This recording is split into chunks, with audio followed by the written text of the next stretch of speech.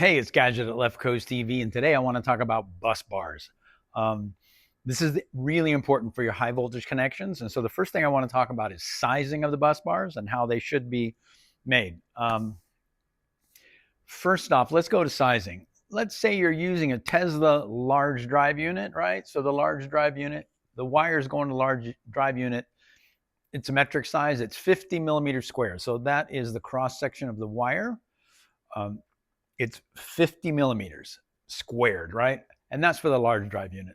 The small drive unit takes 35 millimeters squared, also copper. And to the Model 3 rear drive unit, it takes 35 millimeters squared aluminum, right? So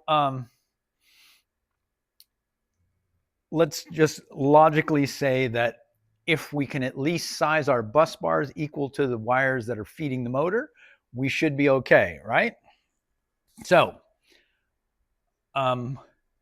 these wires, they are insulated with a rubber insulation. They also have shielding and a second rubber insulation. So they are not going to reject heat as well as the bus bars in the box. That is, the bus bars that I use inside the box have a layer of black epoxy coating that is very high electrical resistance. And then on top of that, I put an orange high impact coat to give it some chip resistant, right? It is way better at rejecting heat than, say, the wires with the rubber insulation. So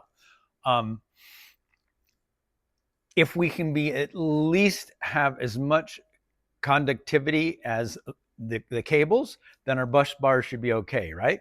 So let's just look at the math. If I've got a bus bar that is,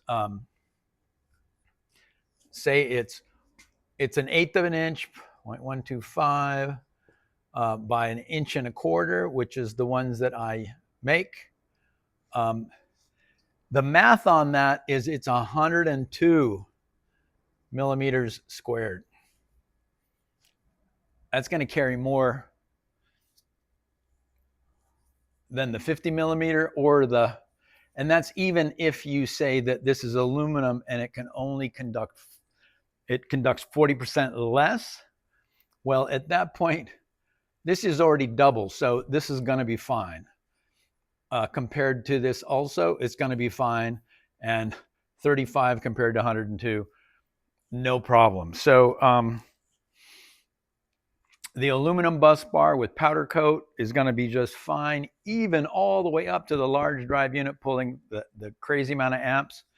And that's because this bus bar is bigger and it can reject heat better. So I don't think you need to go with the big expensive bars. I have seen bars that people sell for the large drive unit, 3/16 by 1 3/8 copper, which is huge, and it's nickel plated. Now, the drawback to nickel plating is that the drawback to the nickel plate is that the nickel plating will reduce the conductivity by about 12%. So if I have someone who really wants copper, I tin plate, because tin plating will only change the conductivity by 0.02%. It's negligible. It doesn't really matter. So, but you don't want to run bare copper bus bars. Most batteries, the battery itself, the tabs are aluminum. If they're not aluminum, they're going to be nickel plated, or not nickel plated. They're going to be tin plated. The tabs on the battery, if they're not aluminum, they're going to be tin plated. So you don't ever want to have copper up against aluminum or up against,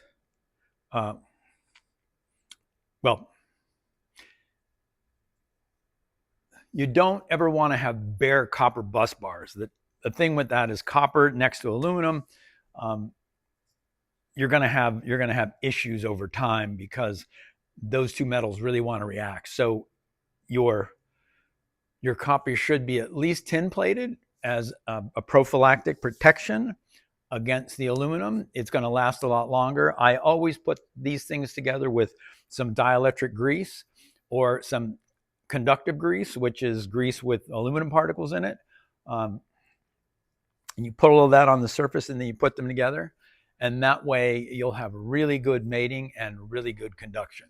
So recapping this, even if you're running a large drive unit with 50 millimeter square wire, which is a big fat, that's equal to double aught, that's this aluminum bus bar is going to conduct more because it's already double. So even if you looked at it with a 40% difference in conductivity, it's over double. So it should be fine.